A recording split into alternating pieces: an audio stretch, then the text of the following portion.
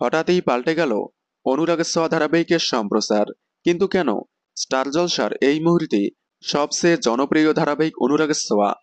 কারণ ধারাবাহিকটি সবচেয়ে পুরনো হয়েও এখনো অনলাইন ক্রেজ থেকে শুরু করে অফলাইন টিআরপি সব জায়গায় অনেকটাই এগিয়ে। ধারাবাহিকটি রাত 9:30 স্লটে থেকেও 45 বার বেঙ্গল টপার হয়ে দেখিয়েছে, যা এর আগে কোনো ধারাবাহিক করতে পারেনি।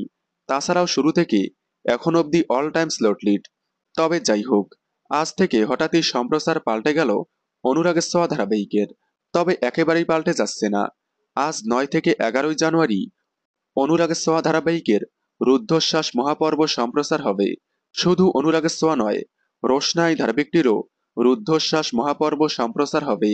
যার কারণেই আজ থেকে অনুরাগের ছোঁয়া এবং রোশনাই ধারাবাহিক দুটি 45 মিনিট করে সম্প্রচার হবে।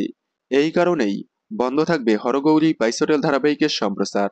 তবে প্রতিদিনের জন্য নয়, শুধুমাত্র 3 দিনের জন্যই টাইম স্লট পাল্টে গিয়েছে অনুরাগের ছোঁয়া এবং রোশনাই ধারাবাহিকের।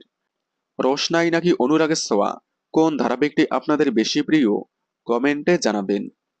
বাংলা বিনোদনের এই ধরনের সকল আপডেট সবার আগে পেতে চ্যানেলটি সাবস্ক্রাইব করে পাশে থাকা বেল আইকনটি বাজিয়ে দিন।